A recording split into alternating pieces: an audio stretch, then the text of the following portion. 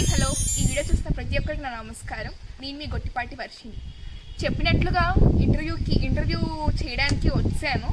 So నేను చాలా think చేశాను అనమాట, ఎవరితో స్టార్ట్ చేయాలి ఇంటర్వ్యూ, ఎక్కడి నుంచి స్టార్ట్ చేయాలి అంటే why can't start with my family అనిపించింది. నా ఫ్యామిలీతో నేను ఎందుకు స్టార్ట్ చేయకూడదు అనిపించింది. ఎస్, మీకు చెప్పలేదు కదా, మా నాన్నగారు మా తాతగారు ఇద్దరు ఫార్మర్సీ. ఎన్నో ఇయర్స్ నుంచి చేస్తున్నారు ఫార్మింగ్. సో మా తాతతో ఎందుకు స్టార్ట్ చేయకూడదు అనుకున్నాను. అడిగిన వెంటనే ఒప్పేసుకున్నారు. అసలు నేనేం బలవంతం ఏం చేయలేదు, అడిగిన వెంటనే ఒప్పేసుకున్నారు. So let's get in the video and interview. చాలా లాంగ్ వచ్చింది ఇంటర్వ్యూ, కానీ చాలా చాలా మంచి క్వశ్చన్స్ ఉన్నాయి. ఒకసారి చూడండి, ఖచ్చితంగా ఫుల్ వీడియో చూడడానికి ట్రై చేయండి. హాయ్ తాతారు, ఫస్ట్ అడిగిన వెంటనే ఇంటర్వ్యూకి ఒప్పేసుకున్నందుకు థ్యాంక్ యూ సో మచ్. మీరు మీ వ్యవసాయం అనుభవాలు మాకు స్పష్టంగా తెలియజేస్తారు అని చెప్పి ఇంటర్వ్యూ. ఫస్ట్ మీ పేరు మీ ఊరు చెప్పేయండి. అంటే నాకు తెలుసు, చూసే వాళ్ళకి తెలియడం కోసం మీ పేరు మీ ఊరు చెప్పేస్తే ఇంటర్వ్యూ స్టార్ట్ చేద్దాం. నా పేరు గుట్టిపేట వెంకటేశ్వరరావు. మాది కృష్ణా జిల్లా పామరు మండలం పెస్సేపల్లి గ్రామం. ఓకే తాత గారు, ఫస్ట్ ఎన్ని ఇయర్స్ నుంచి వ్యవసాయం చేస్తున్నారు? 45 సంవత్సరాల నుంచి వ్యవసాయం చేస్తాను. 45 ఇయర్స్ నుంచి వ్యవసాయం చేస్తున్నారు కదా, ఈ 45 ఇయర్స్లో మీ అనుభవాల్ని మాతో పంచుకోండి ఈ ఇంటర్వ్యూలో. ఫస్ట్ అసలు మీరు ఎన్ని ఎకరాలు వ్యవసాయం చేస్తున్నారు? 95 ఎకరాలు వ్యవసాయం చేస్తాను. 95 ఎకరాలు వ్యవసాయం చేస్తున్నారు అంటే కౌలు కూడా చేస్తారు? కౌలు కూడా చేస్తాను. ఓకే, ఫస్ట్ ఏంటంటే నేను ఈ ఇంటర్వ్యూకి ముందు మా ఫ్రెండ్స్ని కూడా కొన్ని క్వశ్చన్స్ అడగమని చెప్పడం జరిగింది. సో వాళ్ళు కూడా కొన్ని క్వశ్చన్స్ నాకు చెప్పారు. ఫస్ట్ నా క్వశ్చన్స్ నేను అడిగేసినాక వాళ్ళ క్వశ్చన్స్ నేను అడుగుతాను.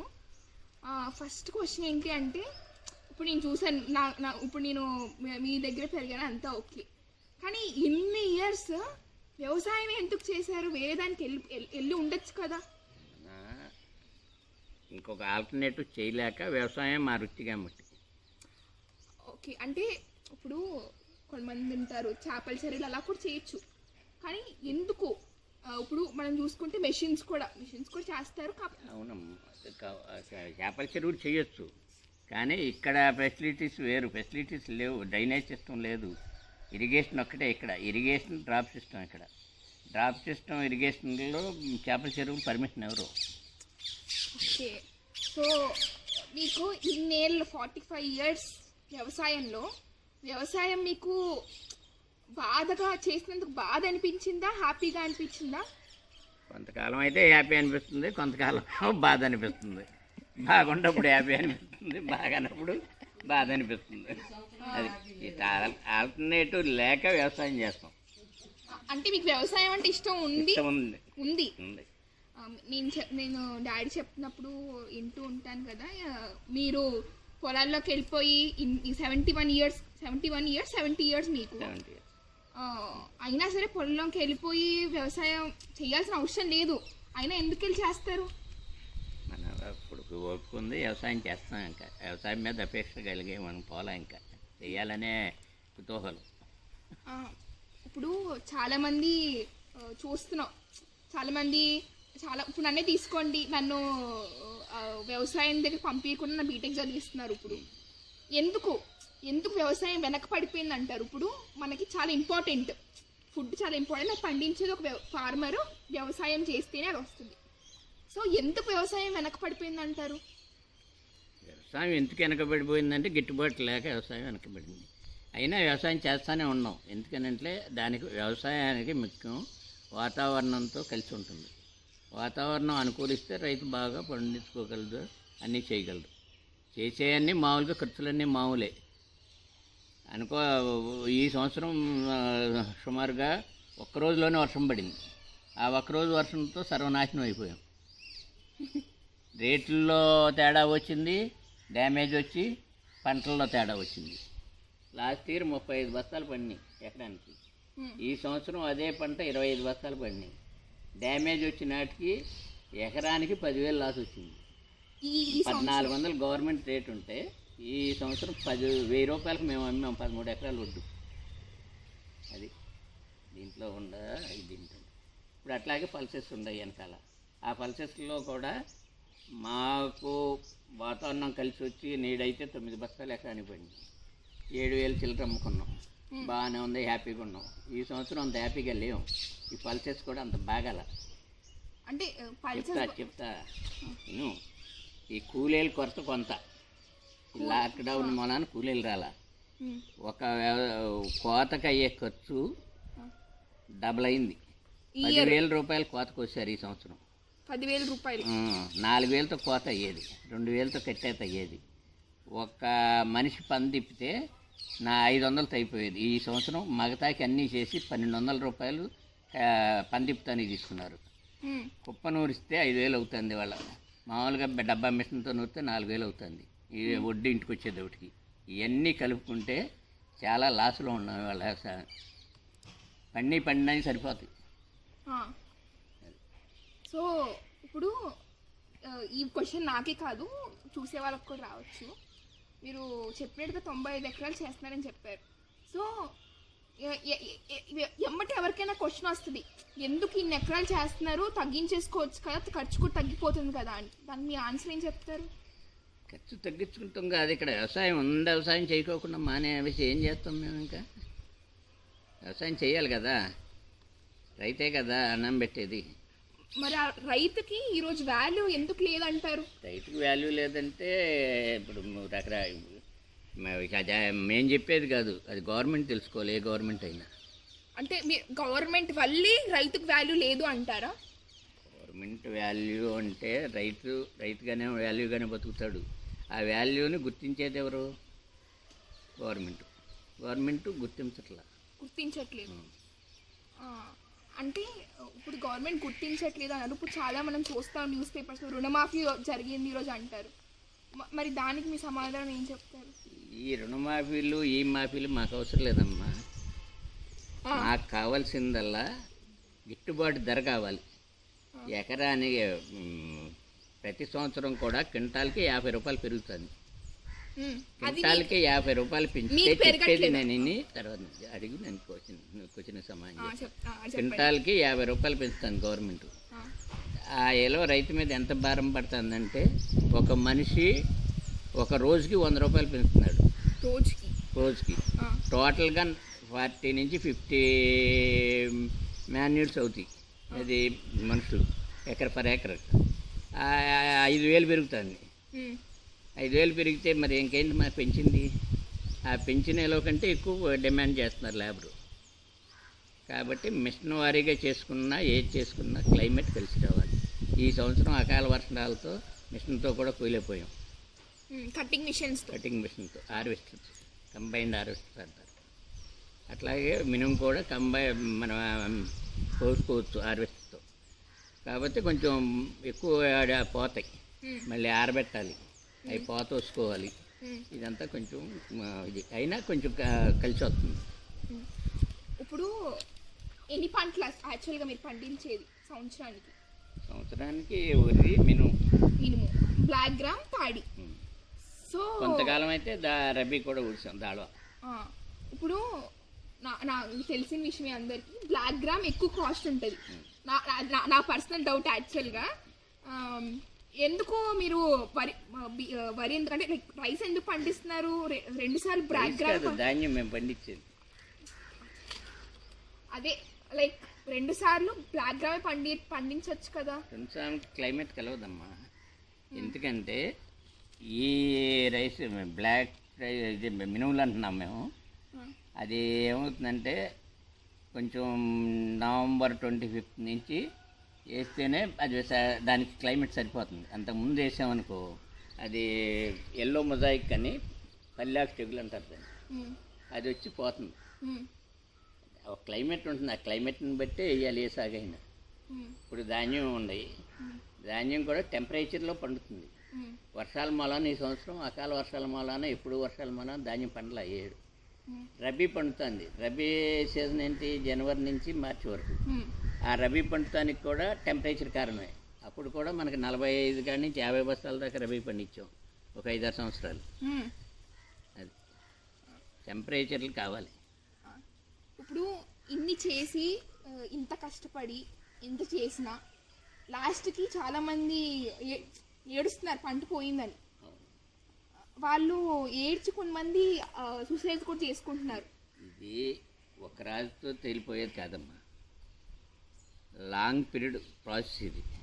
ఒక సంవత్సరం వచ్చిందని ఎక్కువ చేసి ఒక సంవత్సరం పోయిందని తీసేస్తే అయ్యే ఖర్చు కాదు ఇది. అట్లాంటి వాళ్ళు చేసుకుంటారు. ఇప్పుడు నాకు 77లో తుఫాన్ వచ్చింది, విపరీతమైన లాస్ వచ్చింది. 77 తర్వాత మే 9 వచ్చింది, ఇది 90లో. ఆ తర్వాత అకాల వర్షాలు 2-3 సార్లు తగిలినాయి. అప్పటి నుంచి కూడా వ్యవసాయం ఆశాజనకంగానే ఉంది. అది కవర్ చేసుకుంటానికి మాకు దాదాపు 10 ఇయర్స్ పట్టింది. 10 ఇయర్స్ పట్టింది. 10 ఇయర్స్ పెట్టినాక 2003లో వాటర్ ఇది వచ్చింది, స్కేర్సిటీ. అప్పుడు అసలు ఆ క్రాప్ హాలిడే ఇచ్చాం మా ఊరి మట్టికి. తర్వాత ఏదో లేట్గా నీళ్ళు ఇస్తే అప్పుడు ఊడ్చాం. అప్పుడు కూడా కొంచెం బాగానే పండి. ఇక ఈ లేవు, మినుము లేదు. మినుము ఎందుకు వేయలేకపోయావు ఇందాక అడిగావు కదా. లేట్ అయిపోయింది, పండదు. మార్చి దాటితే మినుము పండదు. మార్చి క్రాప్ చేతికి వచ్చేయాలి. తర్వాత అధిక టెంపరేచరు, వాతావరణం పడమట గాలి, తూర్పు గాలి అయితే పైరు గాలి అంటారు. పడమర గాలి అంటే తుడుచుకుపోతుంది కదా, అది. ఓకే, ఇప్పుడు చూస్తున్నాం నీ దృష్టిలో ఈ 45 ఇయర్స్లో వ్యవసాయం మీకు ఈజీ అనిపించిందా, టఫ్ అనిపించిందా?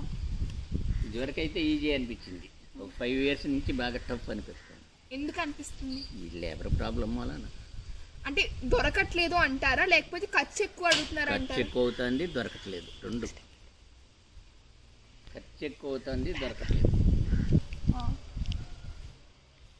ఇంకేంటి అంటే కట్ చేయవే ఇక్కడ నుంచి 1970స్లో 2020స్లో వ్యవసాయానికి చాలా డిఫరెన్సెస్ జరిగాయి, టెక్నాలజీ పరంగా కానీ ఏ పరంగా కానీ. అలా డిఫరెన్సెస్, మార్పులు జరగడం మీకు ఉపయోగకరమా, లేకపోతే లాభదాయకమా, లేకపోతే నష్టంగా ఉందా మీకు? ఆ టెక్నాలజీ పెరగడం నష్టంగా ఉంది. టెక్నాలజీ పెరుగుతున్న కూడా అది మనకి గిట్టుబాటుగా ఉండాలి. అందనంత టెక్నాలజీ అంటే ఇప్పుడు ఒక రైతు ఉన్నాడు, మనమే ఉన్నాం, 95 ఎకరాలు వ్యవసాయం చేస్తున్నాం. ఇప్పుడు ఒక 25 లక్షలు పెట్టి ఒక ఇది కొనుక్కోలేం కదా, హార్వెస్టర్. అదేదన్నా రెంట్కి చేసుకుంటే 3000 గంటకి, 6000తో అయిపోతుంది. ఇప్పుడు మనం అది చేసుకుని బయటకు వెళ్ళాలంటే సీజన్ అయిపోతుంది, ముందు మనం చేసుకుని వెళ్ళాలంటే. అది వ్యాపారానికి ఒకరికే పనికొస్తుంది. రైతుకి గిట్టుబాటు కావాలి.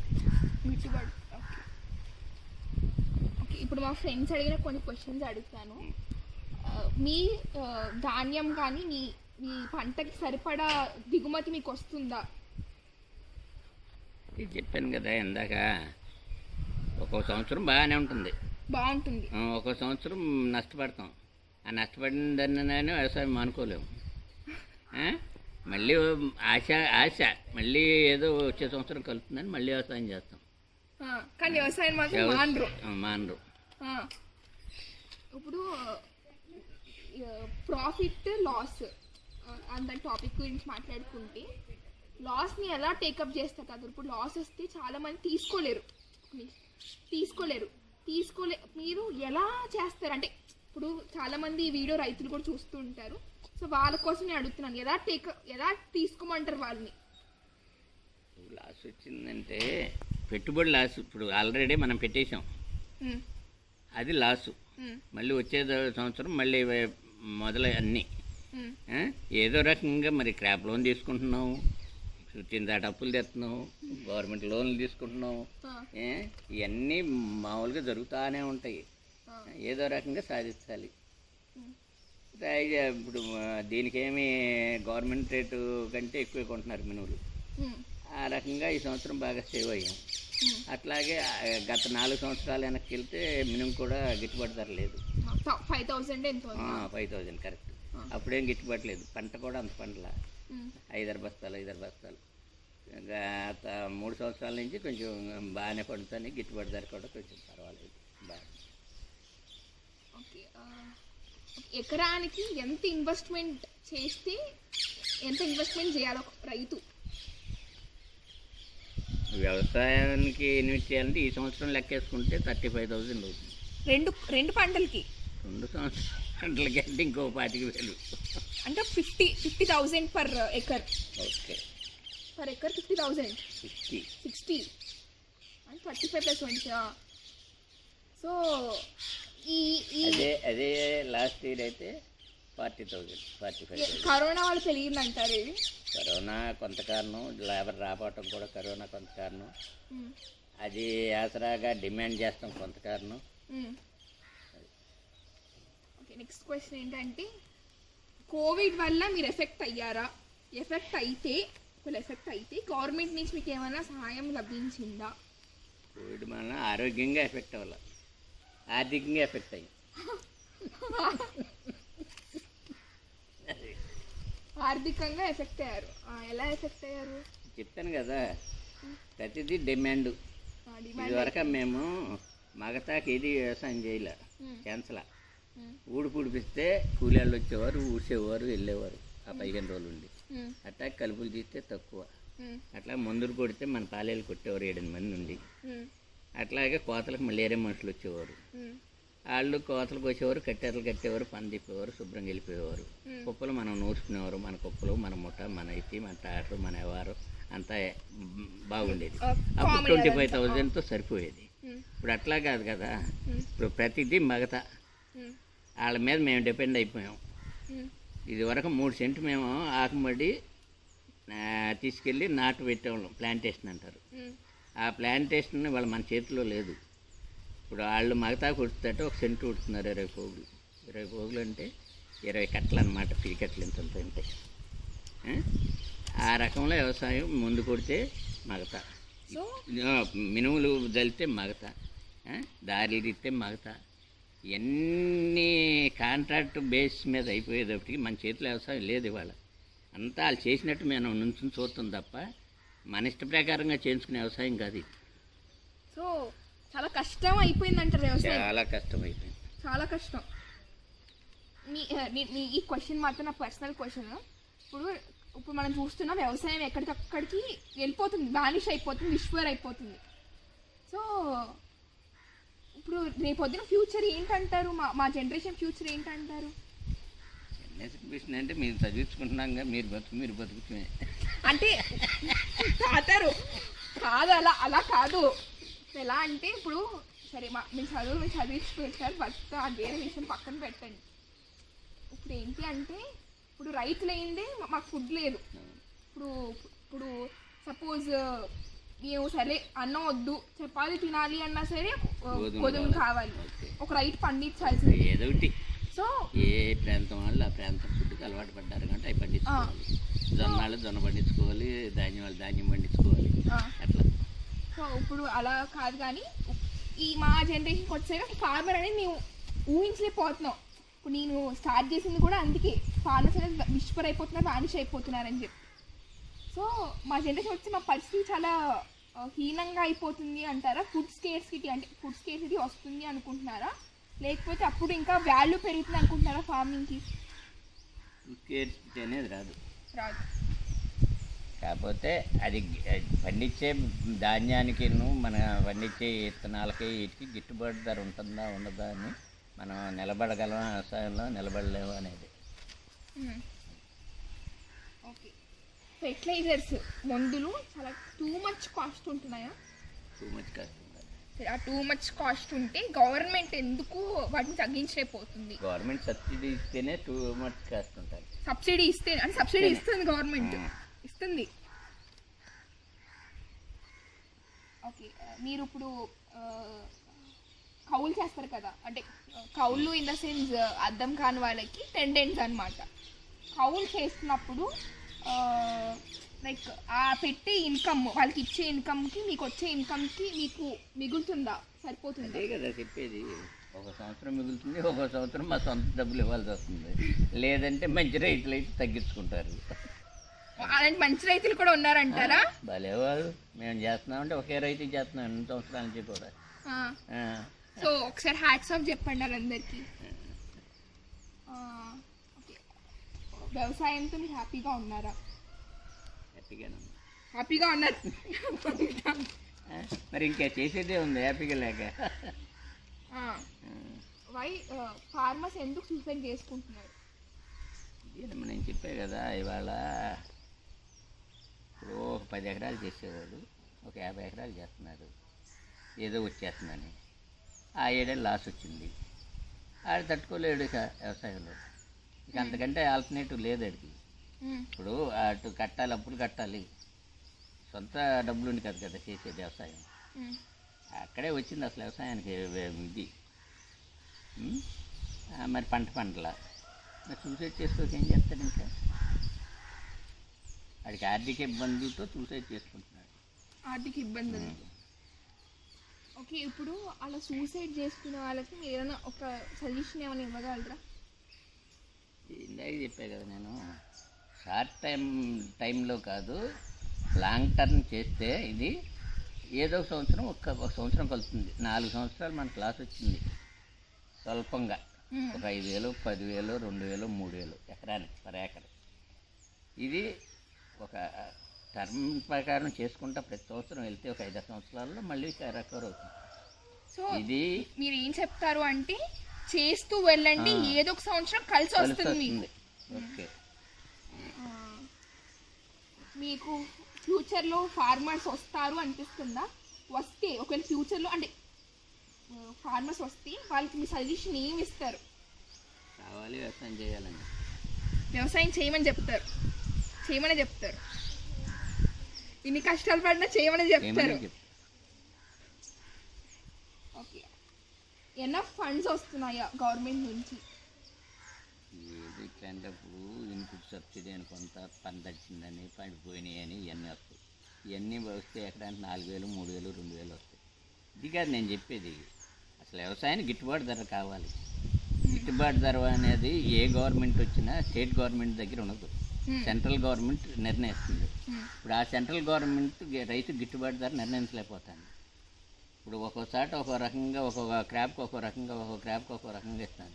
ఒక్కొక్క క్రాప్కి 200, 300, 400 క్వింటాలకు పెంచి ఒక ధాన్యానికి 50 రూపాయలు పెంచుతాటే అసలు రైతుకి ఏమొస్తుంది? ఏం మిగులుతుంది? అయితే రైతే రాజుని ఊరినే నామక శ్లోకాలు తప్ప రైతుని చూసేది ఏ గవర్నమెంట్ లేదు. ఏ గవర్నమెంట్ లేదు. లేదు. ఏ గవర్నమెంట్ ఏ పెస్టిస్ క్రాప్కి మీరు చేస్తారు? ఇప్పుడు అంటే క్రాప్కి ఏ పెస్టిసైడ్స్ జల్లుతారు మీరు? పెస్టిసైడ్స్ కూర్చిన తర్వాత మనకి డిఏపి చల్లుతాం ఒక 50 కిలోలు. డిఏపి అంటే నాకు తెలుసు, డైఅమోనియం ఫాస్ఫేట్. డిఏపి డైఅమోనియం ఫాస్ఫేట్ 50 కేజీలు. దాంతోపాటు యూరియా చల్లుతాం. ఇవి కూడా కాస్ట్ ఉంటాయా? యూరియా కాస్ట్ ఉండదు. డిఏపి 1,150 రూపాయలు ఫర్ 50 కేజీ. 50 కేజీలు బస్తా. నెక్స్ట్ ఇది చాలా ఇంపార్టెంట్ క్వశ్చన్. ఏంటి అంటే ఇప్పుడు నార్త్లో ప్రొటెస్ట్ జరుగుతుంది ఫార్మర్స్కి, చాలామంది వెళ్ళి చేస్తున్నారు, మనం చూస్తున్నాం రోజు టీవీలో. సో ఆ ప్రొటెస్ట్ సపోర్ట్ చేస్తారా? ప్లీజ్ కంప్లీట్ చేయనివ్వండి. ప్రొటెస్ట్ సపోర్ట్ చేస్తారా? చేస్తే మీరు ఏపీ ఫార్మర్స్ ఎందుకు చేయట్లేదు? చేయాల్సిన అవసరం వస్తుంది కూడా ఏపీ గవర్నమెంట్, ఏపీ ఫార్మర్స్ కూడా. నాకైతే నా ఒపీనియన్ చెప్తున్నా, అసలు ఏపీ వాళ్ళు చేయరు. మనకంత ధైర్యం లేదనుకుంటున్నాను నేనైతే. ధైర్యం అయితే లేదు, ధైర్యం లేదు పక్క అయిపోయి కొట్టాడు. కానీ ఇదేంటంటే మీరు ఎందుకు అలా చేయలేకపోతున్నారు, ఎందుకు ముందుకు రాలేకపోతున్నారు ఏపీ ఫార్మర్స్ అంటారు? సార్ ఇవాళ కొంత అనగొట్టేస్తున్నారు అంటారా? రోడ్డు ఎక్కితే అనగొట్టేస్తున్నారు. ఇంకా ఆ క్వశ్చన్కి ఆన్సర్ లేదు. సో మీరైతే సపోర్ట్ చేస్తారు గట్టిగా. సో వాళ్ళు మీరు అప్రిషియేట్ చేస్తారు అంత గట్టిగా. చేస్తున్నారు వాళ్ళు. అదే కదా లాస్ వచ్చాయి. లాస్ కాదు అక్కడ, లాస్ కాదు. ఇదంతా ఒక వ్యవసాయం అనేది ఒక రిలయన్స్ వాళ్ళకి వెళ్ళిపోతుంది, అదే అంబానీకి. ఆ అంబానీ ఏంటి, ఆడు చెప్పిన 5 పంటలో 6 పంటలో వేయాలంట రైతు. ఆడు 30 బస్తాలు పండించమంటే మనకి 28 బస్తాలే పండినాయి. రేపు 28 బస్తాలు పండితే 30 బస్తాలకు మనం కట్టాలంట, 2 బస్తాలు తేడా. ఇంత కహాని జరుగుతుందా? మరి ఏంటనుకున్నా, వాళ్ళు ఏం చేస్తారు, రేపు గోడౌన్లో నిల్వ చేస్తారు, కృత్రిమ సృష్టి పుట్టిస్తారు. ఏది, రైతు అన్నం పెట్టలేని వాళ్ళలాగా అంత పెరిగిపోయినాయి, పండించలేదు, పనిలేదు. అప్పుడు వాళ్ళు 80 రూపాయలకి కేజీ బియ్యం అమ్ముతారు. ఇది జరిగేది, అది తెలవట్లా రైతులు. స్ప్రే చేస్తారా క్రాప్స్కి? ఏ స్ప్రే చేస్తారు? పురుగులను బట్టి స్ప్రే చేస్తాం, తెగులను బట్టి స్ప్రే చేస్తాం. ఈ క్వశ్చన్ ఒక ఫ్రెండ్ అడిగాడండి about the bills and okay. ఇప్పుడు సెంట్రల్ గవర్నమెంట్ ఏమవుని, స్టేట్ గవర్నమెంట్ ఏమవుని బిల్స్ తీసుకొస్తుంది ఫార్మర్స్కి. ఆ బిల్స్ ఏమైనా మీకు ఎఫెక్ట్ అవుతాయా మీ వ్యవసాయానికి? అవుతే అవి మీకు నష్టాన్ని కలిగిస్తాయా? నష్టాన్ని అంటే గవర్నమెంట్ సరిగా లేదు అంటారా? గవర్నమెంట్ సరిగా లేదంటే ఒక రకంగా లేదని చెప్పాలి. ఇంకా ఆపండి question. Reasons behind farmers suicide. Farmers ఇది అడిగిన క్వశ్చన్.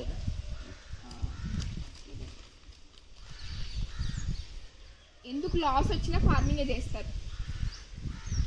ఎందుకు? ఇందాకే చెప్పేదండి. ఓకే. ఇరిగేషన్ ఫెసిలిటీస్ వస్తున్నాయా సెకండ్ క్రాప్కి? ఇరిగేషన్ ఫెసిలిటీ అంటే నువ్వు చెప్పినట్టు మినిమం వేసుకుంటానికి ఒకసారి వస్తే చాలు ఇరిగేషన్ ఫెసిలిటీ. ఆ ఇరిగేషన్ ఫెసిలిటీ వస్తాయా అంటే మన ఇష్టం కాదు, ఇరిగేషన్ ఫెసిలిటీ తెచ్చుకుంటాం. దానికి ఒక డిపార్ట్మెంట్ ఉంది, ఇరిగేషన్ డిపార్ట్మెంట్. గవర్నమెంట్ ఇవ్వమంటే ఇరిగేషన్ డిపార్ట్మెంట్ ఇస్తుంది. అది ఒక క్రాప్కి ఒక 10 రోజులు వస్తాయి. ఇప్పుడు మీరు ఇరిగేషన్ డిపార్ట్మెంట్లో ఉన్నారు కదా, ఇప్పుడు ఇరిగేషన్ డిపార్ట్మెంట్లో ఉన్నారు కాబట్టి మీరు గవర్నమెంట్ని అడగలేరా ఇమ్మని? ఇవాళ గవర్నమెంట్లో ఎట్లా ఉందంటే కింద రవి ఉంది, ఇక్కడ రవి పండిస్తున్నారా? చెప్తా. లోయర్ పుల్లేరని ఇది కింద బంటి దాకా ఉంది.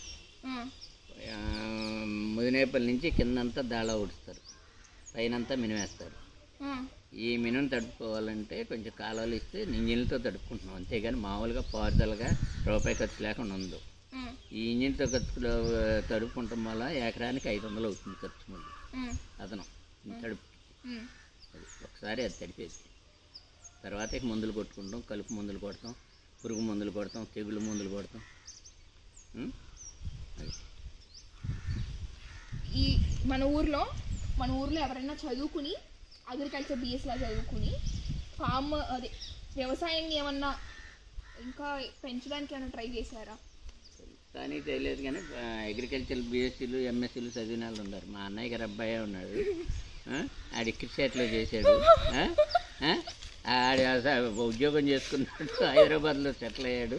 అట్లాగే మా ఊరు చెరుకూరు సత్యనారాయణ గారు ఉన్నారు, ఆయన కూడా అగ్రికల్చర్ బిఎస్సీ చేశారు. ఆయన ఏడీ చేసి డైరెక్టర్ కూడా చేశారు అగ్రికల్చర్. ఆయన కూడా అంతే, ఏమీ లేదు ఇక్కడ. సలహాలు కానీ సూచనలు కానీ మీకు టెక్నాలజీ అయితే యూజ్ చేస్తున్నారు కదా, డ్రోన్స్ అవన్నీ. డ్రోన్స్తో కొట్టాను నేను ట్రైనింగ్. సో ఫస్ట్ చాలా థ్యాంక్స్. అదే డ్రోన్స్తో కొట్టాను, అదే నీకు చెప్పొస్తున్నా. ఇందాక గిట్టుబాటు ధర అన్నావు కదా, డ్రోన్స్ వచ్చినాయి 500 రూపాయలు పర్ ఏకర్ కొడతానికి.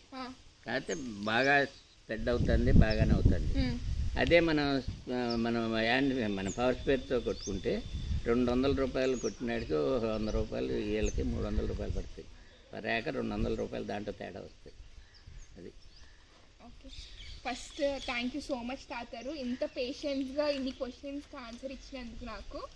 అండ్ ఈ 45 years వ్యవసాయాన్ని ఒక్క మాటలో చెప్పాలి అంటే మీరు ఏం చెప్తారు?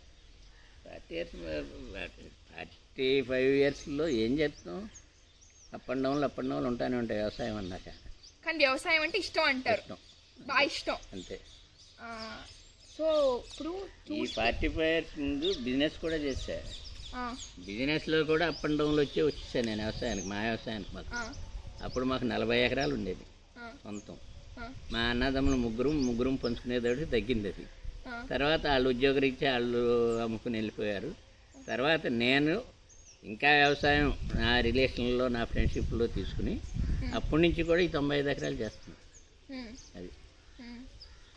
సో ఇప్పుడు నేను ఏం చెప్తాను మీరు చూస్తున్న వాళ్ళకి ఏం చెప్తలుచుకున్నారు అంటే మీరు ఎందుకు స్టార్ట్ చేశారంటే చేయాలమ్మా, మన వ్యవసాయం మనం చేసుకోవాలి. నష్టం లాభం మన వ్యవసాయం మనం చేసుకోవాల్సిందే.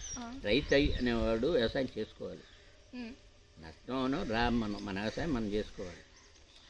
ఇప్పుడు మా జనరేషన్కి ఏం చెప్తారు మీరు అంటే మీరు మా జనరేషన్కి అసలు ఫార్మర్ అనే వాడికి ఫార్మర్ అనేది వాల్యూ లేదు, తెలియట్లేదు మా జనరేషన్కి. సో అందుకే నేను యూట్యూబ్ ఛానల్ స్టార్ట్ చేశాను. సో ఎందుకు మీరు ఏం చెప్తారు? ఈ జనరేషన్ వలన వ్యవసాయదారుడికి ఇది కలగాలి. ఏం చెప్తారు వాళ్ళకి మా జనరేషన్కి ఎలా సపోర్ట్ చేయమంటారు ఫార్మర్స్ని? ఫార్మర్స్ని ఎలా సపోర్ట్ చేయమంటే ఎంకరేజ్ చేయమంటాం. ఎలా? ఇట్లా అప్ అండ్ డౌన్ వస్తూనే ఉంటే మన వ్యవసాయం మనం చేసుకోవాలి. అలా మోటివేట్ చేయమంటారు వాళ్ళు? మోటివేట్ చేయాలి.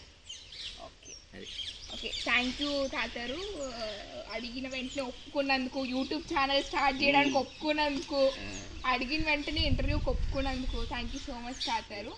ఫైనల్గా ఏం చెప్తాము మేము అంటే జై జవాన్, జై కిసాన్, జై శ్రామిక్. ఓకే.